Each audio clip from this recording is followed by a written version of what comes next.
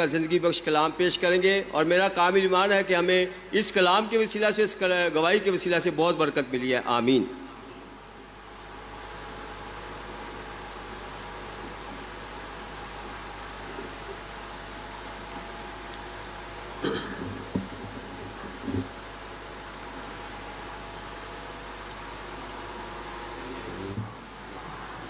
میں خدا کا ایک دفعہ پھر شکر کرتا ہوں کہ خدا نے مجھے یہ موقع دیا کہ میں اس کا کلام آپ کے ساتھ شیئر کر سکوں۔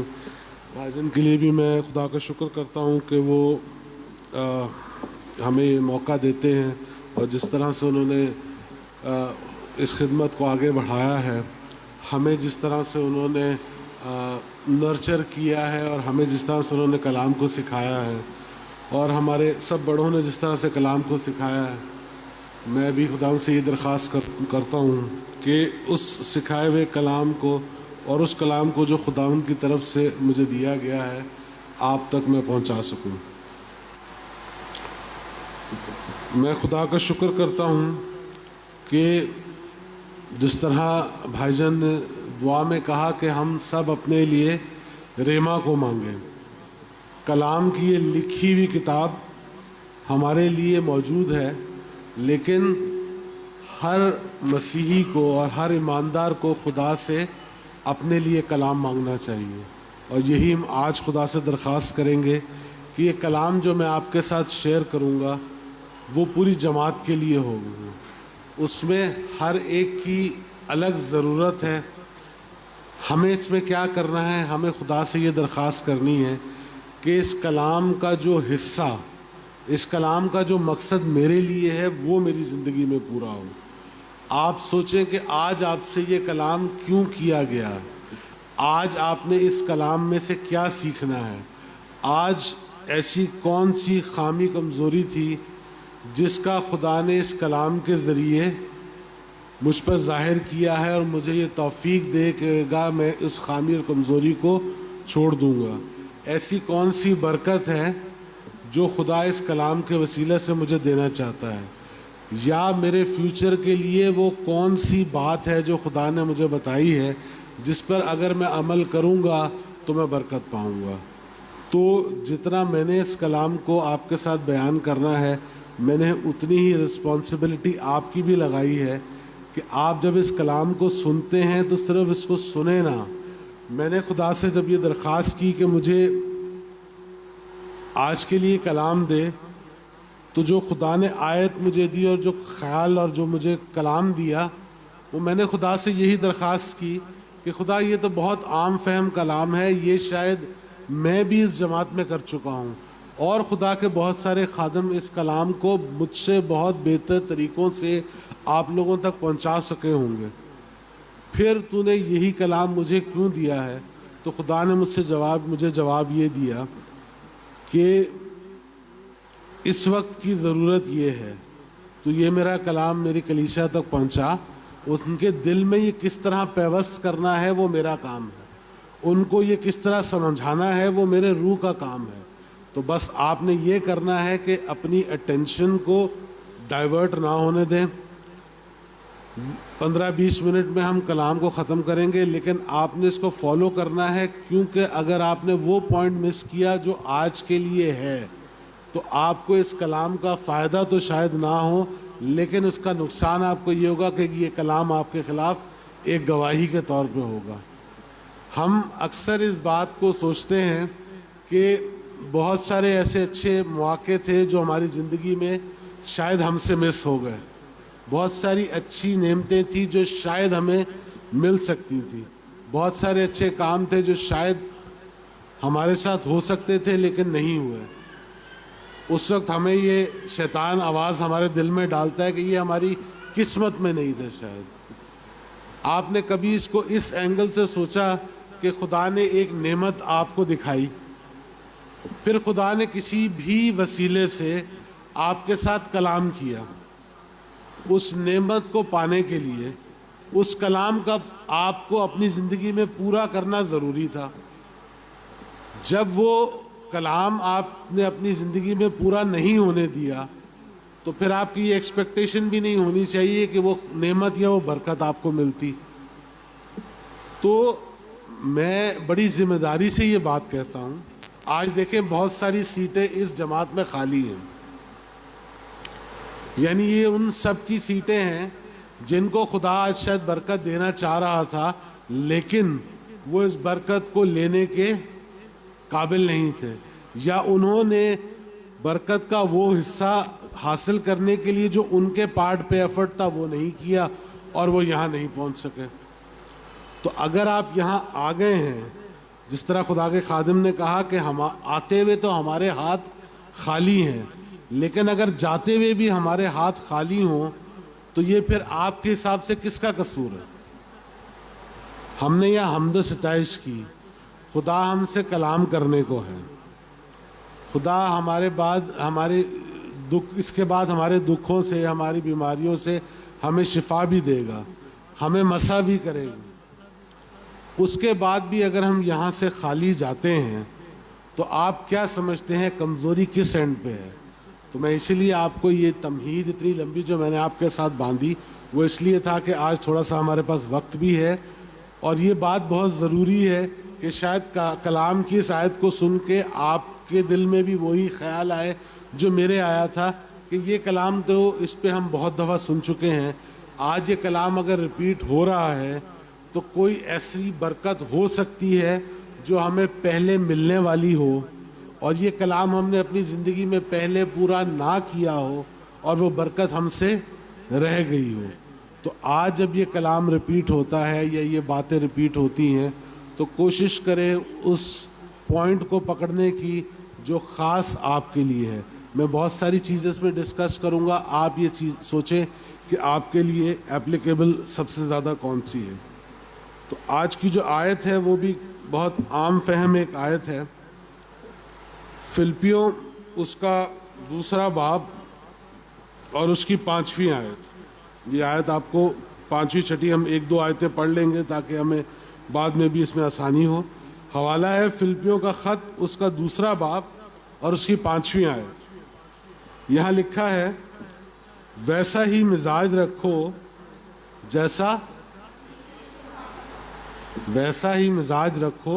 جیسا مسیح یسوع کا بھی تھا.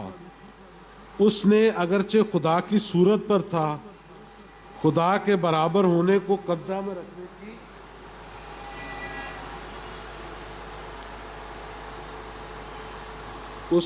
کی خدا کی صورت پر تھا، خدا کے برابر ہونے کو قبضہ میں رکھنے کی چیز نہ سمجھا، بلکہ اپنے آپ کو خالی کر دیا اور خادم کی صورت اختیار کی اور انسانوں کے مشابہ ہو گیا، اور انسانی شکل میں ظاہر ہو کر اپنے آپ کو پست کر دیا، یہاں تک فرما بردار رہا کہ موت بلکہ صلیبی موت گوارا کرے. خدا کے کلام کے پڑھے اور سنے جانے پر اس کی برکت. آمین. جو مرکزی آیت ہے وہ میں ریپیٹ کر دیتا ہوں، ویسا ہی مزاج رکھو جیسا کہ مسیح یسوع کا بھی تھا. ہم کسی کے مزاج کے بارے میں کب جان سکتے ہیں؟ کوئی کس طرح کا، اگر میں اس کو انگلش میں رکھوں، میرے لیے بھی مزاج بار بار بولنا شاید مشکل ہو، ہم کسی کے ایٹیٹیوڈ کے بارے میں، اس کا ایٹیٹیوڈ کس طرح کا ہے یا اس کا مزاج کس طرح کا ہے، ہم کب یہ جان سکتے ہیں؟ کیا ہم ایسے کسی شخص کے مزاج کے بارے میں جان سکتے ہیں جس کے بارے میں ہمیں کچھ بھی پتہ نہ ہو؟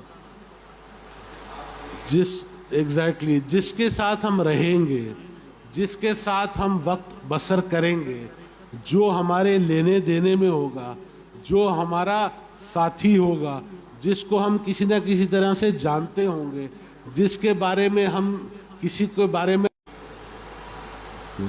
سب سے زیادہ جو ہمیں فیس کرنا پڑتا ہے، ہم کلام کی آیت سے جب کوئی دلیل دینے کی کوشش کرتے ہیں تو ہمیں کیا کہا جاتا ہے کہ یہ آپ کا تو کلام بدل گیا ہے. اس کے اوپر بھائی جان نے بہت ساری تفسیریں، بہت ساری کتابیں لکھی ہیں. میں اس کے اوپر آپ سے مزید بحث نہیں کروں گا، کیونکہ میں اور آپ ایک سچے حقیقی مسیحی ہوتے ہوئے یہ جانتے ہیں کہ یہ کلام بدل نہیں سکتا جب تک کہ ایک ایک شوشہ جو اس میں لکھا ہے وہ پورا نہ ہو جائے. تو جب کلام اپنے اندر سے اپنی گواہی دیتا ہے تو ہمیں کسی اور کی گواہی کی ضرورت نہیں ہے. تو ہم اس کلام کے ذریعے خدا کو مسیح کو جان سکتے ہیں. جب ہم مسیح کو جاننا شروع کریں گے تو اس کے مزاج کے بارے میں بھی جاننا شروع کریں گے.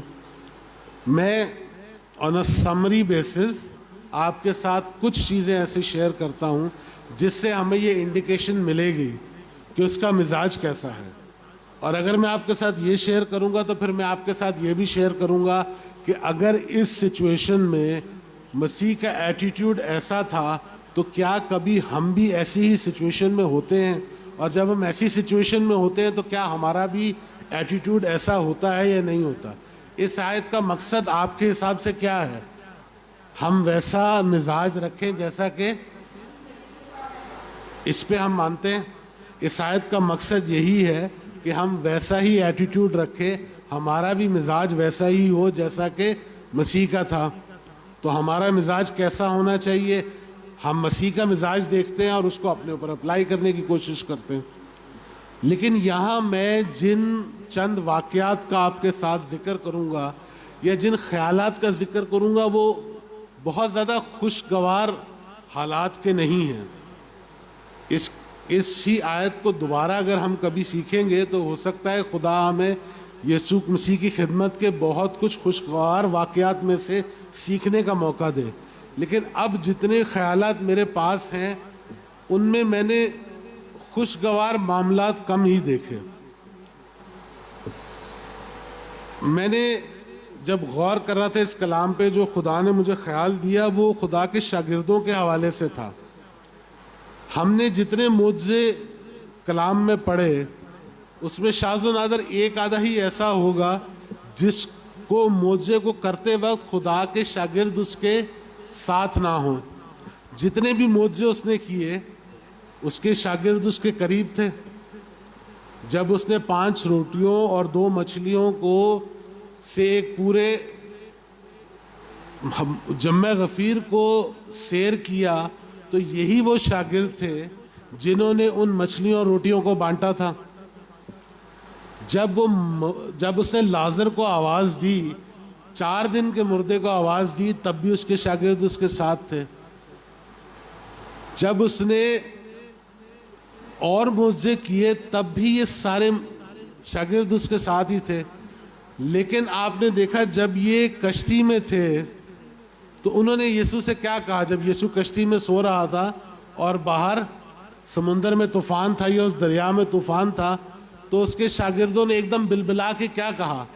ہماری جان پہ بنی ہے اور تو. یہ میں کن کی بات کر رہا ہوں؟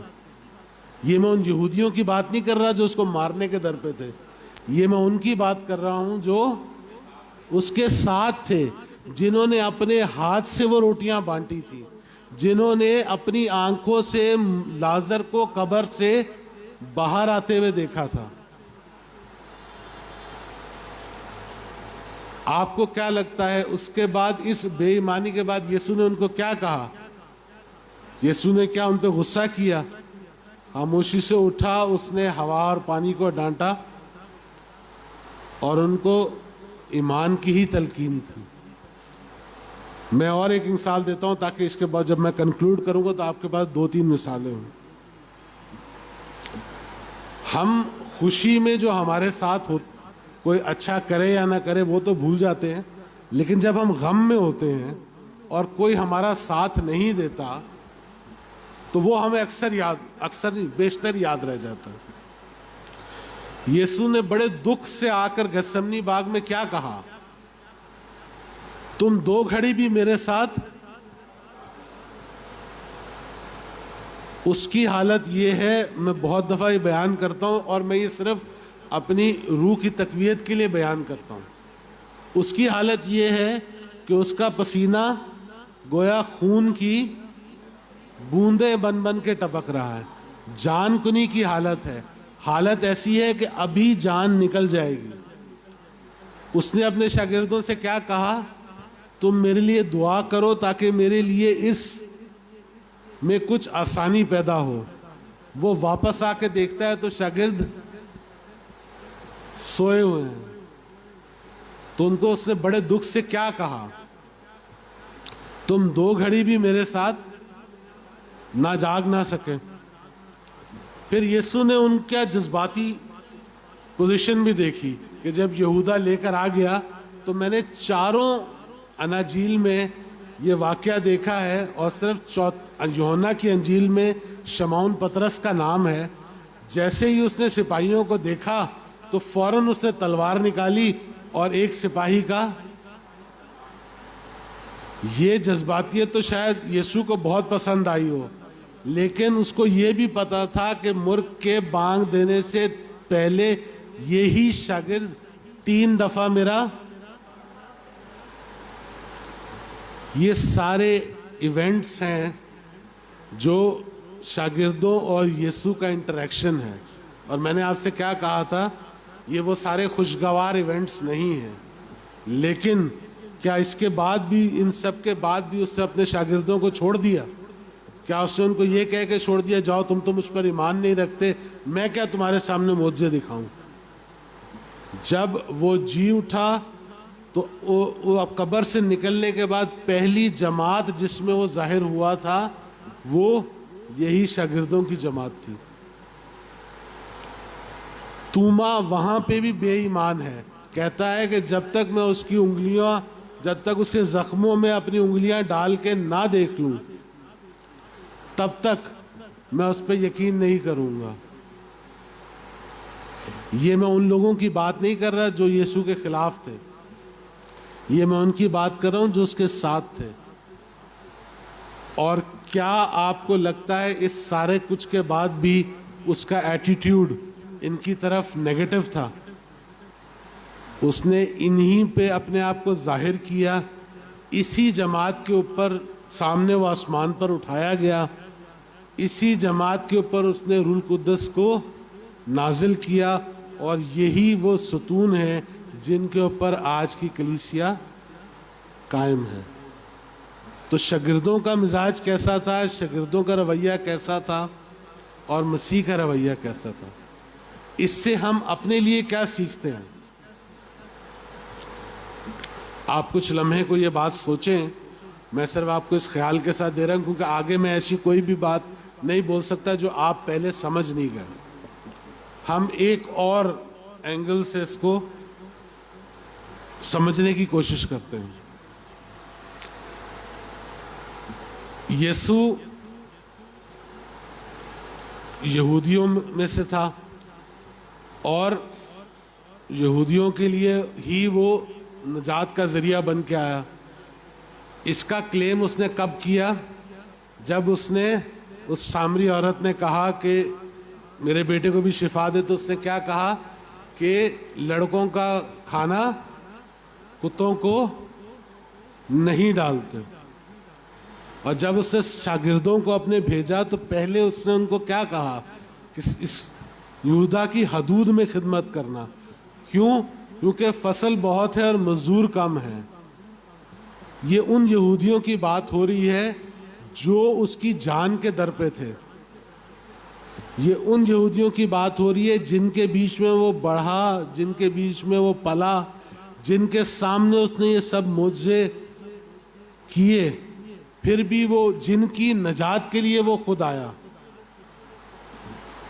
फिर भी उन्होंने उसको हैकल में बेइज्जत किया। यूहन्ना की इंजील में ऐसा लिखा है कि ऐसी सूरत हाल आ गई थी कि वो उसे संसार करने के दर पे थे, और आखिर में इन्हीं काहिनों और फकीयों और फरीसियों के मिली भगत से उसे रूमी हुकूमत के हाथों कत्ल भी करवाया। लेकिन क्या उसने इस कौम को अपने फजल से फारिग कर दिया? उसने इनके लिए भी और उन सब के लिए भी जो उस पर ईमान लाते हैं, उसने अपने फजल का दरवाज़ा खुला रखा। और आखिरी ख्याल जो मैं इस हवाले से आपके साथ शेयर करना चाह रहा हूँ, और मैं कोशिश करूँगा कि इसको बड़े इंटेलिजेंटली आपके साथ शेयर करूँ, क्योंकि बात थोड़ी सी मुश्किल है समझने के लिए। مسیح نے صلیب پر چوتھا کلمہ کیا کہا؟ اے میرے خدا تو نے مجھے، اس آیت کے اگر آپ جو میں نے شروع میں آپ سے پڑھی، اس نے اگرچہ خدا کی صورت پر تھا، خدا کے برابر ہونے کو قبضہ میں رکھنے کی، اس کا آپ کو ثبوت کہاں ملتا ہے؟ جب اس نے کہا کہ اے میرے خدا تو نے مجھے،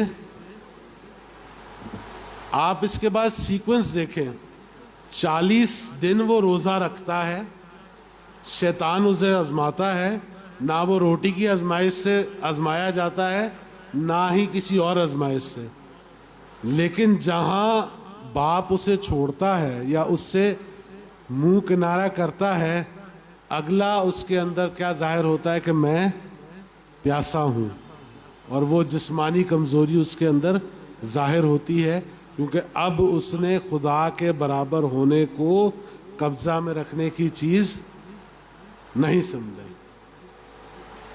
کیا باپ کے منہ موڑنے سے اس نے صلیب کے کام کو نامکمل چھوڑ دیا؟ تب بھی اس نے کہا کہ تمام ہوا، اور اے باپ میں اپنی روح تیرے ہاتھوں میں سونپتا ہوں۔ میں نے آپ کو 3 بہت واضح مثالوں کے ساتھ اور 3 قدرے مشکل مثالوں کے ساتھ آپ کو مسیح کے مزاج کی نالج دینے کی کوشش کی ہے، اس کا ایٹیٹیوڈ کیسا تھا آپ کو سمجھانے کی کوشش کی۔ آپ یہ سوچیں کہ اگر ہم اس کی جگہ تو نہیں ہو سکتے، لیکن اگر ہم اس طرح کی سچویشن میں ہوں کہ جن کے جو ہمارے ساتھ کے لوگ ہوں، جن کو ہم اپنے کہتے ہوں، جب وہی ہم پہ یقین نہ کریں تو ہمارا مزاج ان کے ساتھ کیسا ہوتا ہے؟ میں اس کے اوپر آگے مزید بات نہیں کروں گا، آپ خیال کو میرے یا میری بات کو آپ سمجھ رہے ہیں۔ وہ بچے جن کے لیے ماں باپ نے اپنی زندگی ہلکان کر دی ہوتی ہے، آج آپ میری عمر یا مجھ سے بڑے کسی بھی عمر کے باپ یا ماں سے پوچھیں تو وہ آپ کو یہی کہے گا کہ بچے پالنا بہت مشکل ہے۔ اور وہ بچے جب بڑے ہو کر ماں اور باپ کو یہ کہتے ہیں کہ آپ نے ہمارے لیے ایسا ایکسٹرا کیا کیا ہے، یہ تو سب ماں باپ اپنے بچوں کے لیے کرتے ہیں، تو آپ نے ایسا کیا کیا ہے؟ کیا اس وقت ہم مسیح کا مزاج اپنا سکتے ہیں، یا اس وقت ہم اپنے بچوں کو بد دعائیں دیتے ہیں؟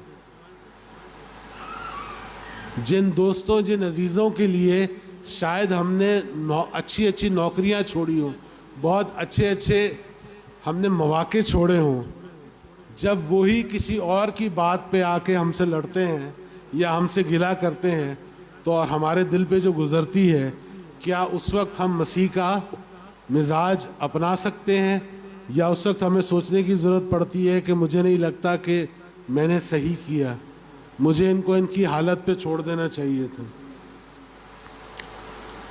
اور آپ اس طرح کی بہت ساری چیز، ہم بڑی دل کی گہرائی سے خدا کے سامنے کسی چیز کی فریاد کرتے ہیں جو ہمیں لگتا ہے کہ ہمارے لیے ضروری ہے یا ہمارے لیے اچھی ہے، اور کئی دفعہ ایسا ہوتا ہے کہ سالوں بیت جاتے ہیں، تو جو دل کی نرمی ہے وقت گزرنے کے ساتھ ساتھ وہ نرمی سختی میں تبدیل ہونا شروع ہوتی ہے، اور ہمیں یہ فیل ہونے لگتا ہے کہ پتہ نہیں خدا نے شاید مجھے یہ برکت دینی نہیں ہے، یا پتہ نہیں خدا کیوں مجھ سے منہ موڑے ہوئے ہیں، اور ہم اپنا رجوع اور جگہ کرنا شروع ہوتے ہیں۔ ہمیں لگتا ہے کہ خدا ہمیں یہ چیز نہیں دے رہا، شاید ہم کسی انسان کے وسیلے سے یہ چیز حاصل کر لیں، شاید ہم کسی بت کے وسیلے سے، شاید ہم کسی جادوگر کے وسیلے سے، شاید ہم کسی اور طریقے سے یہ چیز حاصل کر لیں۔ تو کیا ہم اس وقت وہی مزاج رکھے ہوئے ہوتے ہیں جو کہ مسیح کا تھا؟ ہمیں یہ سوچنے کی ضرورت ہے۔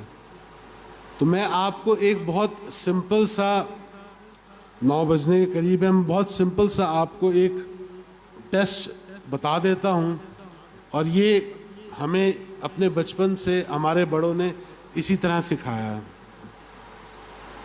آپ صرف ایک چیز یاد رکھیں، اگر آپ اور یسوع کے مزاج کے بارے میں کچھ نہیں یاد رکھ سکتے تو یہ یاد رکھیں کہ اس کا مزاج کسی کے رد عمل کے اوپر بیس نہیں کرتا تھا۔